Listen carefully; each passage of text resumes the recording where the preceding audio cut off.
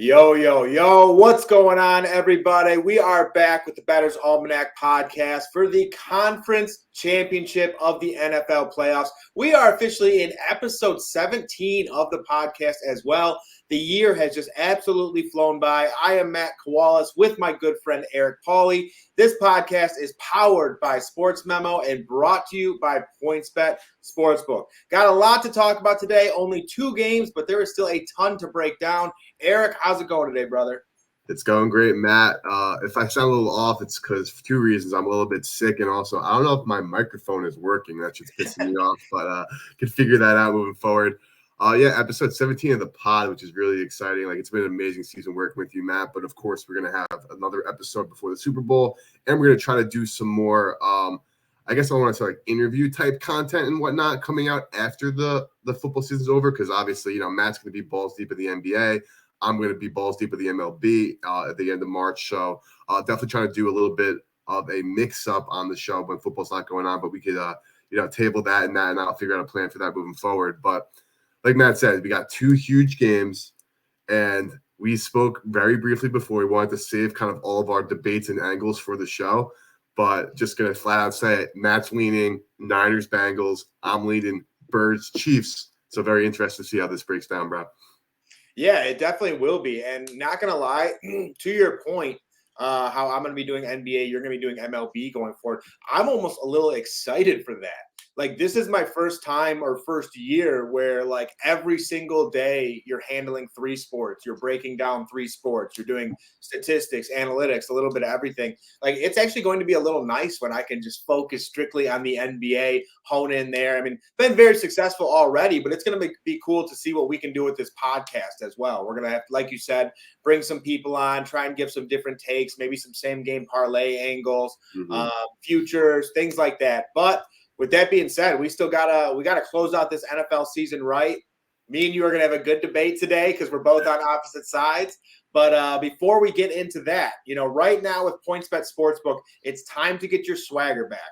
New customers can sign up now using the code Almanac and get 5 second chance bets of up to $500. That's 5 straight days of second chances where PointsBet will match your losing wager in free bets. So use promo code Almanac and enjoy more live betting markets than ever before. PointsBet, your move. Gambling problem? Call 1-800-270-7117. And the winner for last week's $200 free bet was James Menard. We appreciate you taking part in the competition, in the giveaway every single week. Congrats on your winnings. Reach out to myself, reach out to Eric, reach out to the Bettor's Almanac Twitter as well if you want to. Any of those will work, and we will get that free bet for you. Congratulations, James. Huge dub. $200 free bet for you to use this weekend, or you can save it for maybe NBA. Like Matt was saying, he's got a same game parlay bomb you want to tail on Twitter or even the Super Bowl. But yeah, congratulations, James. But we got 4 teams remaining. 2 teams make it. You've been on the 49ers since day one.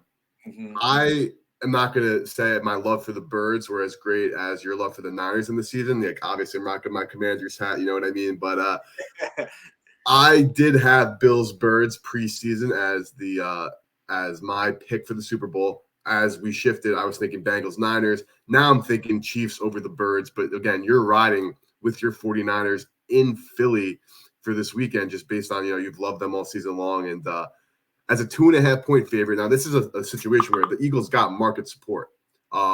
They opened as 1.5-point favorites, sitting 2.5-point favorites now. Haven't seen any juice. The number's really going to come into play here for me personally, because if it does get to Niners +3, it's very hard for me to not take a 3 in this kind of spot. But I do lean Birds outright. But talk to me, Matt. Why do you think the wrong team in this matchup is favored? Well, so for me, I'll be honest, this has kind of played out exactly how I thought throughout the season. If you go back and even look at my Sports Memo season betting guide, like basically all my futures, season predictions, stuff like that, my prediction was going to be the Philadelphia Eagles facing off against the San Francisco 49ers in the NFC Championship. I also had the Philadelphia Eagles having the best record in the NFL, which also happened.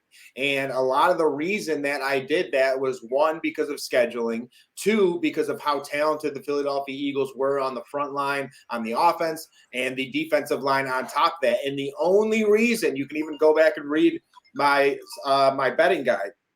And when I wrote that, the only reason I did not have the Philadelphia Eagles making it to the Super Bowl is because when a team is first making a run into the playoffs, or someone like Jalen Hurts, who is young, making a run into the playoffs, I personally think you need two runs, three runs. You need to experience the playoffs first. And I know it's a little different because Brock Purdy is a rookie. He's never experienced it.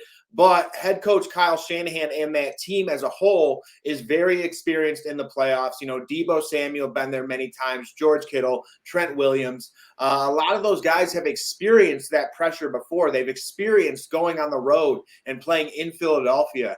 And personally, like, and we'll get into this debate later, and you know how I feel about this.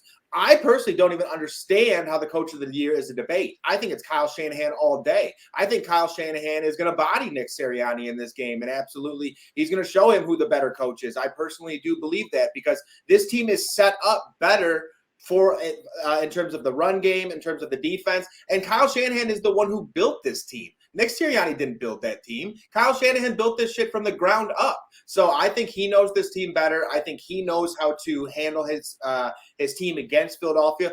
No doubt, if I were to say who's the more talented team, especially on the offensive side, I'd probably say Philadelphia, if I'm being honest. But I do think that the 49ers have the better defense. And I think personally that this Eagles team could even be shell-shocked, because the Giants are just absolute trash. Like, we know that. Like, that's not a good warm-up game. That's not a team that you necessarily want to face before facing the 49ers, because they're so easy. The Cowboys were actually one of the more difficult teams throughout the NFC in my eyes. So, again, I am waiting. You know, I definitely want every point I can get. So I'm trying to wait to see if this somehow gets to 3. But regardless, like, I have a mid-season bet where it was exact outcome. I did 49ers over Cincinnati Bengals in the Super Bowl. So when you've come this far, it's definitely tough to switch. But I can understand where you're coming from. The Eagles definitely make me a little nervous, but I'm still riding Niners. So a lot has been made in, like, the public perception about how easy the Philadelphia Eagles schedule was this season. I'm not debating that. They had a very easy schedule, and they were able to capitalize on it. You know, you can't knock the Eagles for playing who they played. That's not up to them.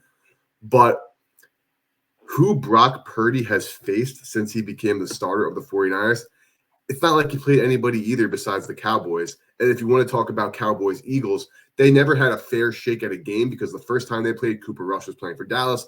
Second time they played, Gardner Minshew was in the lineup for the Eagles. So if you take a step back and look at who Brock Purdy beat, you're talking about Dolphins, okay, made the playoffs, but we're actually pretty shitty. Buccaneers made the playoffs, but we're actually shitty. Seattle made the playoffs, but we're actually shitty. Washington, shitty. Raiders, shitty. Cardinals, shitty. And then you have the Seahawks again. Cowboys, good game that if Tony Pollard doesn't get hurt in the second quarter, Brett Maher doesn't miss that one extra point. And again, you can't, like, go and play, like, the hindsight game. Like, Dak made 2 shitty throws to get picked off twice and then converted to points. But, like, it's not like the Niners asserted their dominance over the Cowboys. The Cowboys, with head coach Mike McCarthy, who we've talked about how bad he is forever, just cowboyed themselves and lost that football game. So I'm not going to debate, like, hardest, like, places to play, this or that. But when it comes to experience also, like, yes, we have a lot of experience on the Niners, but we also have a lot of experience on the Eagles outside of kind of A.J. Brown, Jalen Hurts, Devonta Smith. Like, their offensive line, most of them played in playoff games. Some of them won a Super Bowl back a couple of years ago, Jason Kelsey, Lane Johnson, and others. This defense also has pieces that they brought together. Like, I know Darius Slay didn't do enough, a lot of playoff play. I'm sorry for you Detroit Lions fans and you, Matt, but, like, they have a bunch of just, like, great players across the board. Now, if you're going, like, strength for strength, obviously it's the Eagles run offense against the Niners run defense. But I'm just of the belief that, of course, like, you know, there's, like, that mantra, like, defense wins championships, this and that. The fact of the matter is, good offense always beats good defense. And I'll tell you why I believe that. And I'm not saying, like, you know, like 10 times out of 10, but, like, if you have a contested jump ball, right, you throw the ball to A.J. Brown down the field, you have, you know, Jimmy Ward guarding him on the outside. Jimmy Ward could be blanketed all over him as best as you can, whatever. A.J. Brown could fucking fall, but then the ball could land in his hand. He makes the catch. Yeah. Even though that was amazing defense, the defense was better than the offense ended up winning there. So I actually put more stock into how good the Eagles' run game is. And I don't see it as something that's like, oh, a deterrent. Like the Niners are just going to absolutely blow up the line of scrimmage against them, put Jalen Hurts in obvious passing situations where, yeah, he would struggle. I think Nick Sirianni is a lot smarter than that. I think this offense, their line is the best in football. Yeah, they're going against one of the best defensive lines in football, but they're ready for this. This is literally what they're made for. And if we're going also just quarterbacks, Brock Purdy has kind of sucked over the last couple of weeks, right? Like he has done everything to not lose the game, which is all you're asking for him. So yes, he has completely done his job, but numbers wise, I'm not impressed from this kid besides the ability to limit the turnovers. So I think you're just getting the overall better roster here, better quarterback. And if you're talking coaching, I think they're honestly on the same playing field. Shanahan winning now with Purdy to end this season. Prior to Purdy, I don't know what the exact numbers was, but Shanahan had a very much so losing record where he didn't have Jimmy Garoppolo under center. So we can go after we go through the games. I'm Team Dable for Coach of the Year. I think Shanahan's a little bit overrated in terms of being a coach. I'm not saying Sirianni is like Belichick or anything like that, but I think the Birds have the better roster, honestly, better quarterback too. So I'm expecting them to pull off this win. Yeah, and I definitely understand where you're coming from too. Like I definitely there's no doubt that Jalen Hurts is better than Brock Purdy and that Philadelphia Eagles offense, with like AJ Brown has like a body like Terrell Owens out there. Like that guy he's awesome. And then you got Devonta Smith, you got Dallas Goedert. It's a really, really good team. And then on the defensive side, you got 3 guys who have 10 plus sacks. Like you got a handful who have 5. Darius Slay, like you were saying, Gardner Johnson. It's very, very good team. And I think it's going to be a really good game.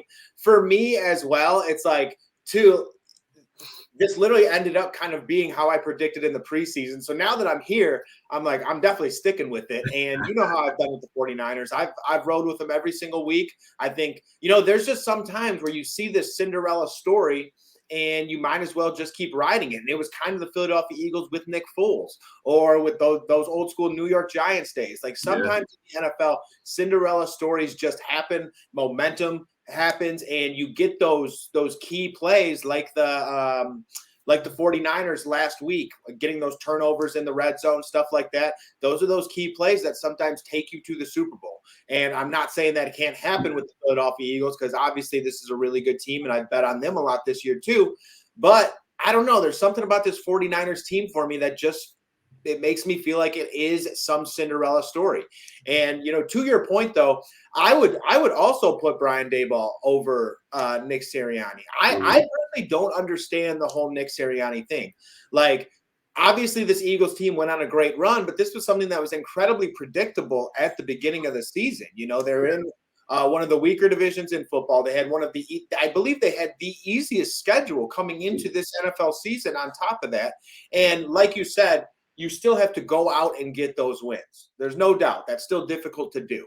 But Nick Sirianni came into a Doug Peterson roster that was already a pretty damn good roster. He already had Jalen Hurts. He didn't draft Jalen Hurts. So he had to bring him along and stuff like that.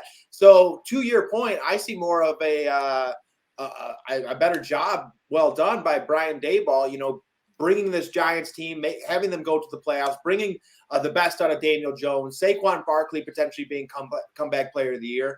And then for Kyle Shanahan, for me, this is a guy who went through 3 different quarterbacks, and they're still on, I believe, a 13-game win streak. He lost a starting running back at one point in Elijah Mitchell and still continued to keep this team together, go on this win streak, and make it to the NFC Championship. So for me, it's actually those two. I'm still to this, like right now, I'm still confused how Nick Sirianni is number 1 in Coach of the Year. Yeah, so Coach of the Year, when it comes to like betting, is a market that isn't really true to the odds, which I actually love. Like, for example, like DROY, like Sauce's minus 1,200. Like, he's not losing that award. You're dumb if you're putting money on anybody else at this point in time. That's telling you that's good.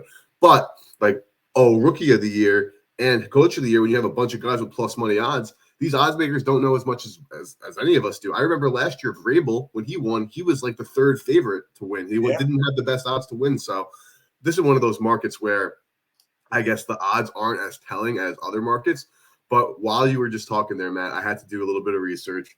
And when it comes to like strength of schedule, right, you have a bunch of different ways to kind of come about that. You could just use the overall winning percentage. Like there's a bunch of different formulas, like a bunch of different websites do it differently.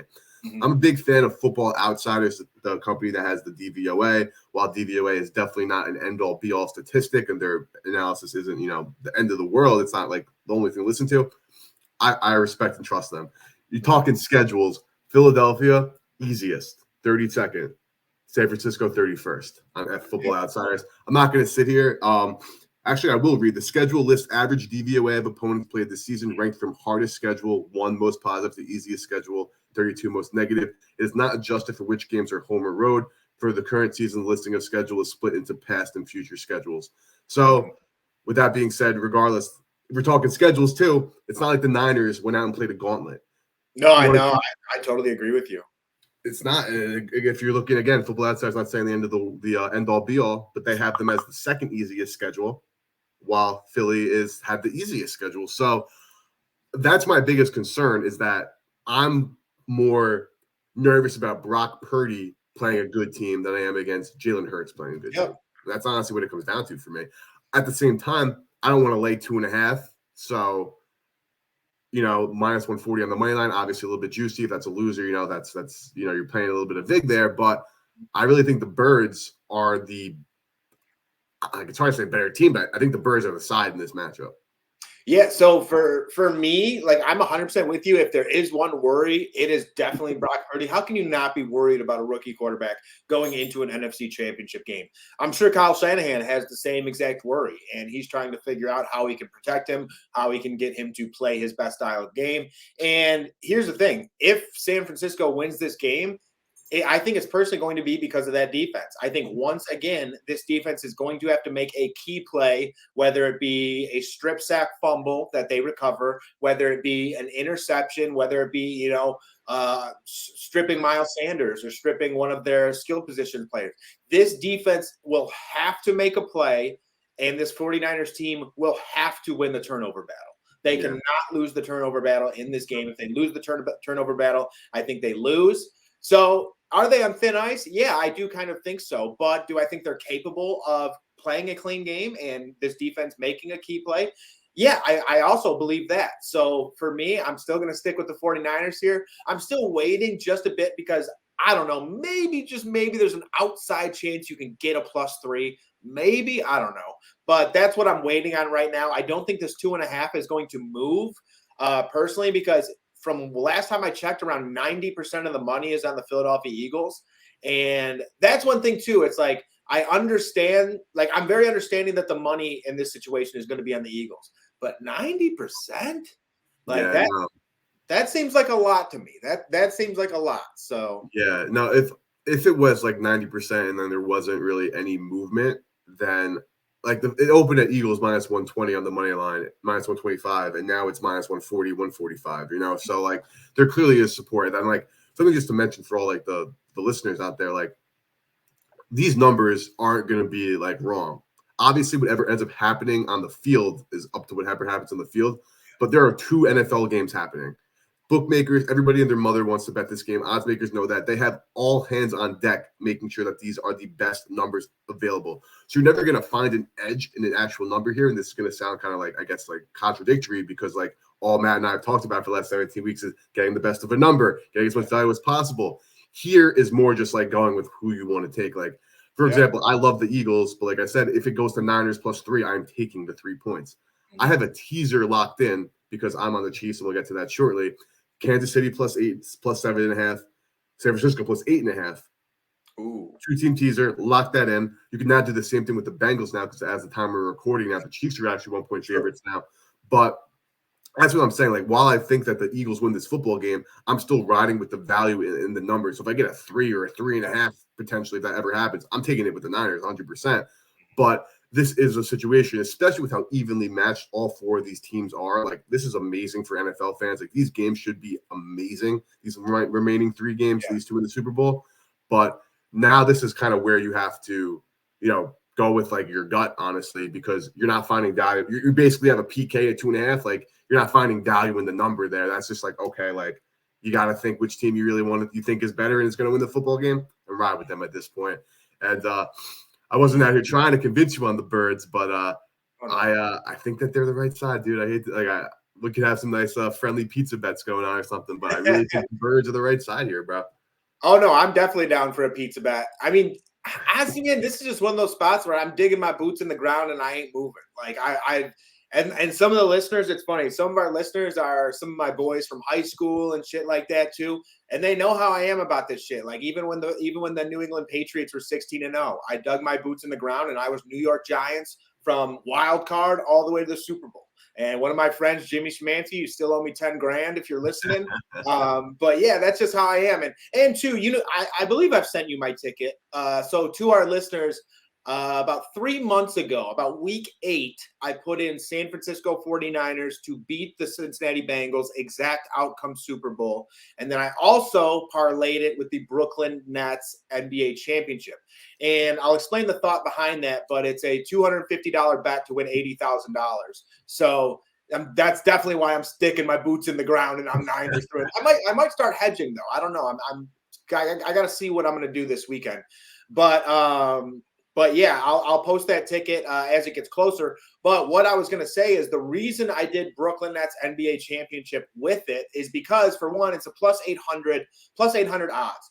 So you have to figure if, in fact, this Super Bowl outcome happens. I'm still a long shot, 4 teams left, but better than last week. You know what I'm saying? But if, in fact, this hits, what these sports books are going to do is they're going to give you a cash out option right after it hits, which I will not take. They'll give you another cash out option once the NBA playoffs occur. And in my eyes, the Brooklyn Nets can only lose to A, the Boston Celtics, B, the Milwaukee Bucks. I don't really see them losing to anyone else. So once the playoffs hit, another cash out option will occur. The Nets should get out of that first round, no problem, whether it be the Pacers, Heat, one of those bottom level teams. So then you get to the next round, another cash out option occurs. So when that happens, then you can decide if you want to take that cash out or you want to let it ride. And me personally, I've always been planning on taking that cash out if this did happen. So you're getting increased odds with, again, it's still a long shot for this Super Bowl bet to happen, but it gives you options along the way. So you can even hedge yourself. You can even cash out. So that's kind of why I did it that way. If anyone's wondering, oh, why do you parlay it with the Brooklyn Nets? One, I think the Brooklyn Nets can win the NBA championship, but two, it gives me options along the way. I'm not just stuck with this bet. It's going to give me cash out options. It's going to give me hedge options, things like that. Yeah, no, I love that point. There's going to be opportunities down the line, but kind of hard to root against what you already have going with a ton of money on the line, basically. Yeah. I was not up front, but in the payout of the parlay. So definitely understand that. But let's move over to Arrowhead Stadium, right? You're riding the Bengals. I took Kansas City on the money line.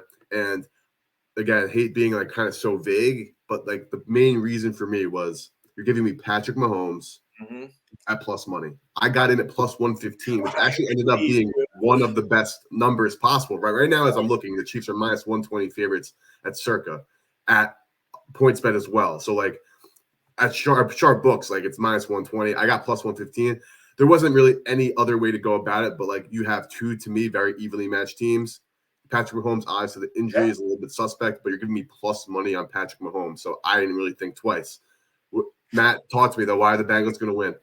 I mean, first things first, I got to agree with you. I got to agree with you. It is fucking tough to pass up Kansas City Chiefs plus money. Mm-hmm. You know what I'm saying? It is tough. If that's in front of your face, you're like, damn, I got to do that. I completely understand where you're coming from. And for everyone who's listening too, it's not fun being on the other side of Eric. He's sharp as fuck. He knows everything like the back of his hand. So it's not fun being on the other side when you have $80,000 potentially on the line. But with that being said, this is the NFL. Anything can happen. These are two damn near pick'em style games on top of that, okay? And for me, so me personally, I've had twice in my life, I've had a terrible high ankle sprain. And I remember when I saw the surgeon even told me a high ankle sprain often can be worse than an actual break, because your ligaments have been stretched out to the point where they need to take that time to kind of strengthen back up, tighten back up, and that doesn't happen over overnight. And then on top of that, there's other things that can come into factor when you sprain your ankle that bad, a high ankle sprain. You can also get what's known as a bone bruise, where your bones actually collide because of the high ankle sprain. So that's the thing. We don't know the extent of this. I'm sure Patty Mahomes is probably going to get shot up or something. They're going to tape the hell out of that ankle, whatever it may be. But if it even gets touched, I remember how fragile it was. Because I was a running back and I would try and play through it. And if I took one hit to that ankle, I was going right to the sideline. So, and I got to imagine Patty Mahomes is going to be the same exact way.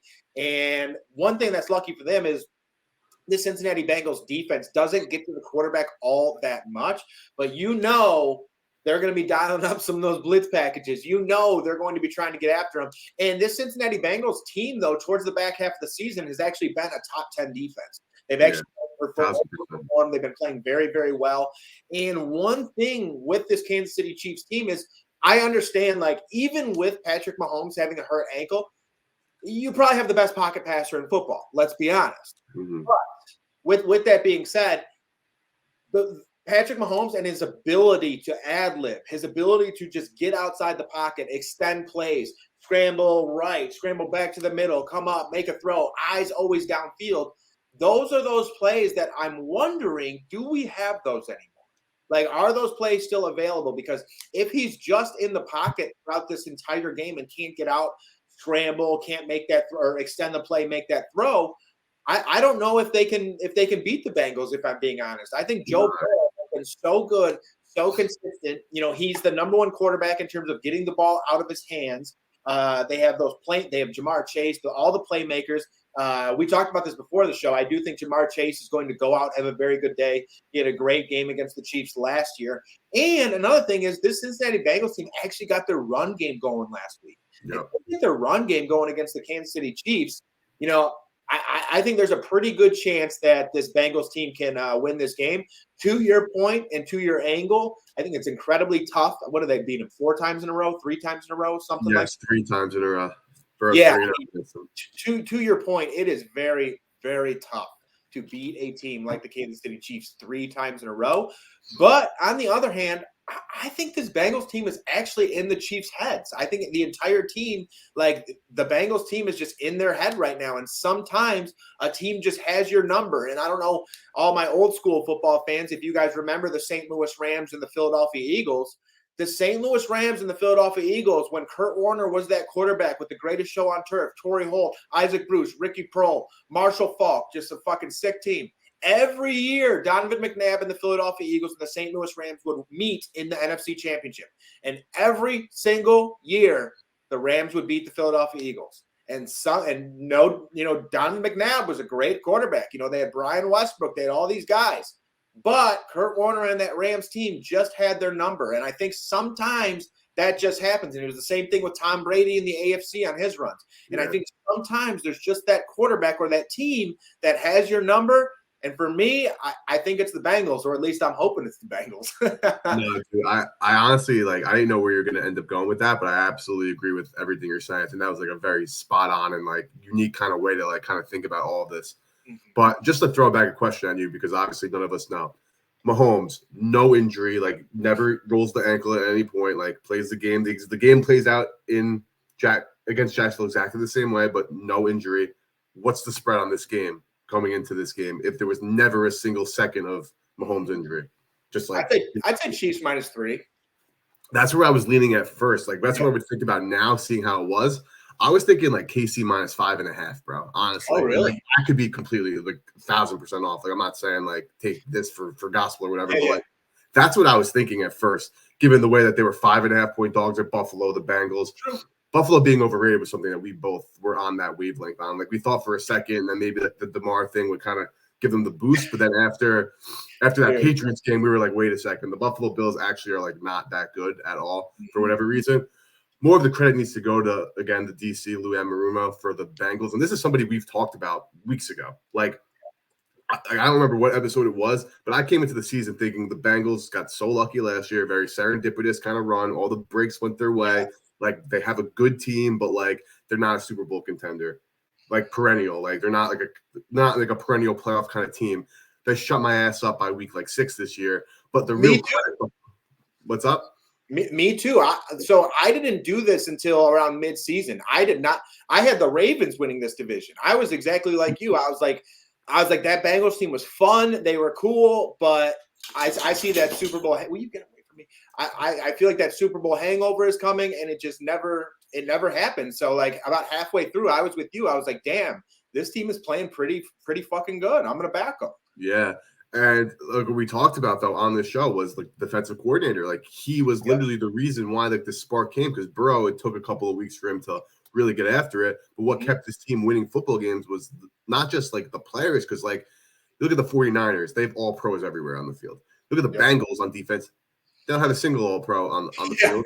But they have probably the best defensive coordinator outside of Bill Belichick in football right now. Like he's been absolutely incredible.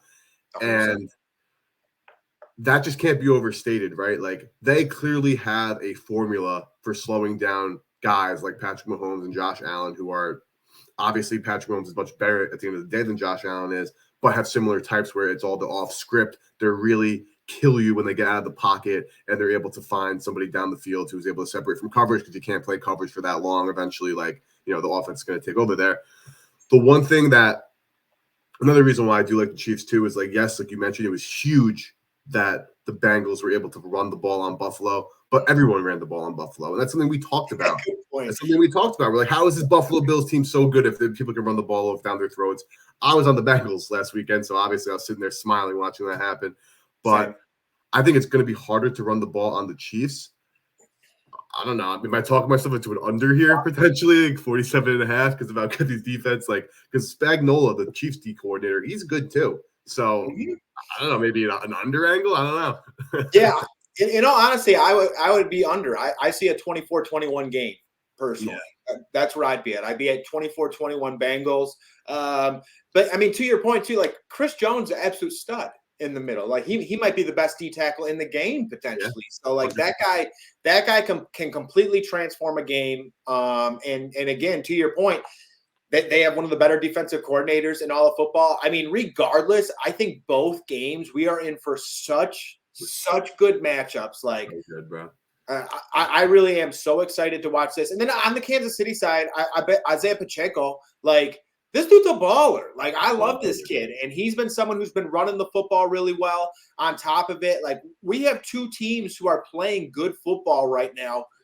Rivalries. The only question mark is Patty's ankle. You know what I mean? And that's why I do side with the Bengals. And I mean, regardless, I probably would have been going Bengals, but this brings it a lot tighter. You know what I mean? No, I totally feel. And then something that you can do hopefully soon, if you can get minus 120 odds to make it like an advantage teaser, is if the Bengals do, if the Chiefs creep to 1.5 point favorites, you should be running to the counter to face a teaser of Niners plus 8.5 and Bengals plus 7.5. And that's how I felt too, because I'm nervous about the Niners. Like I think the Chiefs, I'm more confident in the Chiefs. Actually, I can't even say that, right? Like I think the Eagle, like, dude, I'm just like talking in circles now. Like I have Chiefs money line plus 115 locked in for two units on it on Sports Memo. Telling all listeners now. I mean, obviously with such few plays, like I'm not trying to put anything to the vest here. I have that, and I have the teaser of Chiefs plus 7.5. Now Niners plus 8.5. But like you said, bro, like we are actually in for a treat. Like looking again at DVOA, not saying it's the end all be all, but like 4 of the top 5 teams, the number one actually in DVOA was Buffalo. So maybe that'll show that it's not the best metric. But Niners, Eagles, Chiefs, Bengals in that order, but that's 4 of the top 5. So the fact that we actually have the 4 best teams in football right now playing, like what more can you ask for? Yeah, and here, like I'm gonna kind of take this on a different road real quick, but when looking at the Buffalo Bills and looking at Josh Allen, like my friends have been bitching at me all year because I've said all year, I've said the Bills need to prove it to me in the playoffs. Every single year, Josh Allen does something to mess this team up, and I can't 100% put the blame on him there, but you're the quarterback. You're the one who's got to get this team going. Use your legs a little bit more. Like you're known as being a running style quarterback. And I've been saying this all year long that he reminds me of Peyton Manning in the playoffs. And because Peyton Manning, one of the best regular season, probably the best regular season quarterback all time. But when he hit the playoffs, he would always do a little something. I remember when that team was 14-2 facing the Chargers, and I was like, you know what? I was like, I'm gonna go Phillip Rivers and the Chargers, and that was back with like LT, Darren Sproles, those guys. Chargers upset him, and it's the same thing with Josh Allen. I always say too, he's got a little Jay Cutler in him. He just loves to just sling it over the middle when there's double coverage or something like that. And he'll throw that pick. And that's why I say, Jay Cutler used to be able to go out, sling it for 350 yards, 3 touchdowns, look beautiful. The next game he comes out, throws it for 250 yards, has 3 picks. And I think Josh Allen is the same exact way. I think he feels that pressure down the stretch a little bit more, and he starts forcing throws. And how many times do we see this guy throw it into double coverage, triple coverage? And I actually don't like it because I like Josh Allen. I like what he can do with his legs. I think he's got a strong arm. I think he's very accurate, but he's got to dial it in mentally, maybe get like a mental coach or something along those lines, because when it comes down to it, he just makes those mistakes. Just like you, maybe I'm giving him too much of the benefit of the doubt, because I think at this point maybe he deserves it. But like, you could definitely nitpick some issues on this Buffalo Bills team, right? And then so much of the talk, which I just think, I'm not going to say it's unfair because it's what happened, but everyone was like, again, like to your point, the Bengals were running the ball down their throat. Everybody was running the ball down their throat. The whole thing was like, the Buffalo Bills never addressed their pass rush. They traded for fucking Von Miller. Like, he got hurt. Like, you know what I mean? So, like, find a new slant, honestly. Like, is it their fault for not having more good players there? Yes. Don't act like they take the swing. They took the swing and they hit, but then the wind knocked it down and it ended up being a fly ball out because, he got hurt. Von Miller was playing great in his limited kind of role, and that's what they needed him for, to have a bunch of decent guys. But then that becomes the question. It's like a Kansas City. It's right. Like, one Chris Jones is worth 3 times, one Ed Oliver, one Boogie Basham, and one, one of those guys that they have on that Buffalo defensive line. But yeah, just going back to Buffalo, like you said, while I am giving Josh the benefit of the doubt, there's no excuse for the red zone turnovers or the turnovers in general. But it's not like this team has one, a great offensive line, B, a great defensive line, or C, a great wide receiver core, because I don't think Gabe Davis is that good, honestly. Like, it's Stephon Diggs is obviously like top 7, 8 in the NFL. Davis is middle of the pack. Like, I think James Cook is good. I think he's going to do well, but I think that they don't have a true number 2. Like, imagine playing quarterback and having Jamar Chase and T. Higgins, like, dude, Boyd and Hurst and Nixon, I completely agree with you. I do think if I were to say, will Josh Allen get a Super Bowl someday, I would say yes. I would for sure say yes. But he definitely needs to learn a little bit more. He needs to adapt a little bit. I do think he will get his. I think he is that talented. I think he is that multifaceted. He can do so many different things. But to your point, that offensive line was not that great. That defensive line, not that great. And that's part of the reason teams like the San Francisco 49ers, I mean, look at them. They have a rookie quarterback in the NFC Championship game, but they have the best offensive line. They have the best defensive line. Same thing with the Philadelphia Eagles. One of the best offensive lines, best defensive line. The only two that we really can't say that for are the Chiefs and the Bengals. And that's also why the Chiefs are like, if they're not like, because like we're talking Eagles, Niners are like probably like 1 and like 3, but then like the Chiefs are probably like 6 or 7, dude. Like, the Bengals, minus the injuries, the way they were playing, like they were good. They were good. But now they have to deal with all this. I totally agree. That's also why, too, that even going into the playoffs, the AFC was always favored to win the Super Bowl. I would go NFC. I still think the NFC is going to win the Super Bowl just because of what we've talked about all year long. The trenches. Who is better in the trenches? The teams that are better in the trenches, God, we have been preaching this since day one. Literally preaching this since day one. The teams that are better in the trenches are the teams that will go on runs in the playoffs. Look at the Niners, look at the Eagles, what we've been talking about all year. And that's why I still have the NFC beating the AFC in the Super Bowl, because one, they're more sound in the trenches in terms of blocking schemes, in terms of filling lanes, getting separation on defense, things like that. And then, the run game. The Eagles and the Niners are going to be far better at running the football than either the Chiefs or the Bengals when they meet in the Super Bowl. And if you can keep offenses off the field, that's how you win football games. So for me, if you even wanted to put a bet down on AFC, NFC, I would personally be NFC still. Yeah, no, I don't know what that would be priced at right this second, and I'm very interested in what that would be. Yeah.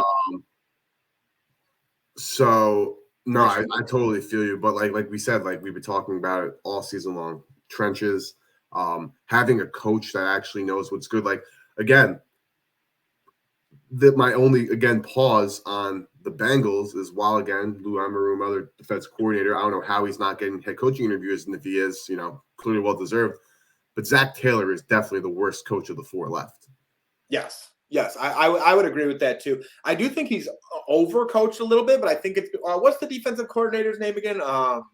For the Bengals, Yeah. Lou Anarumo. I'm probably butchering Yeah, that, yeah. but He's the one who's been truly coaching out of his mind. He's yeah. been making this team look very good. And dude, I gotta just say this real quick.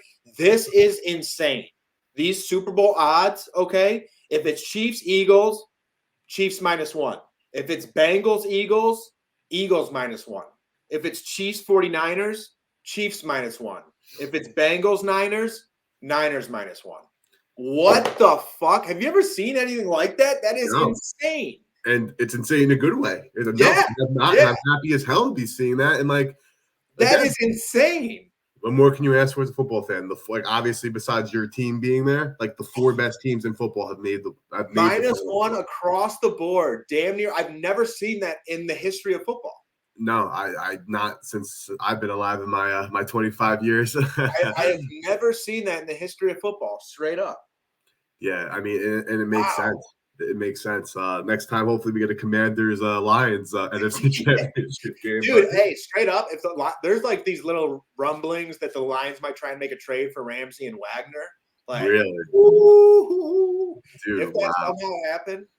Dude, yeah, no, the Commanders instead, they're hiring Anthony Lynn, as we all know, that dog shit coach from Detroit was the offensive coordinator, and obviously the Chargers.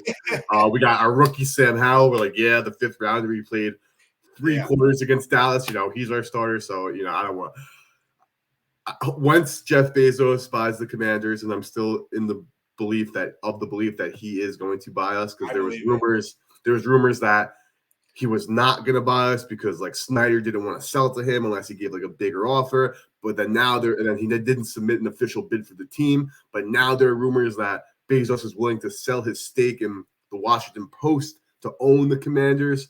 So really, stuff we'll talk about obviously all offseason. Right now we still have these big games to get to, but it could be a better day in Washington. Don't want to get myself too excited because another person who was on the ownership hunt, I don't remember his name exactly. It might be something Henry. He actually bought Chelsea, the soccer team, and ended up screwing up everything because he just spent ridiculous amounts of money on people who he had no clue what they fit. He wanted to basically be playing FIFA, but in real life, he's going to do the same thing in DC. So hopefully this guy doesn't end up selling. But, again, we could talk about this all off season long. We're going to have a while starting in 2 weeks from now, 3 weeks from now. All we're going to have to talk about is draft, free agency, coaching changes, ownership changes, this and that. But, yeah, dude, I'm so excited for this Sunday. Oh my God, dude, I can't wait. I actually have a bachelor party on Saturday here in Detroit, so like that'll like speed things up for me, and then I'll just wake up. Hopefully, I wake up at like I don't know what time are the games. Hopefully, I wake up like an hour before the game. Yeah, we got a good schedule, 3 and 6:30. Last week it was nice for the 6:30 game because it's 9 o'clock and the game's over. You're not like just starting the second quarter of like a shitty Monday night football game or a Sunday night game. Yeah, so I guess I'll go out Saturday, and my plan will be just get absolutely bombed. So then I can wake up closer to kickoff, and I don't have to wait because then I get anxious, I get nervous. Yeah, dude. I like waking up, and football is just there.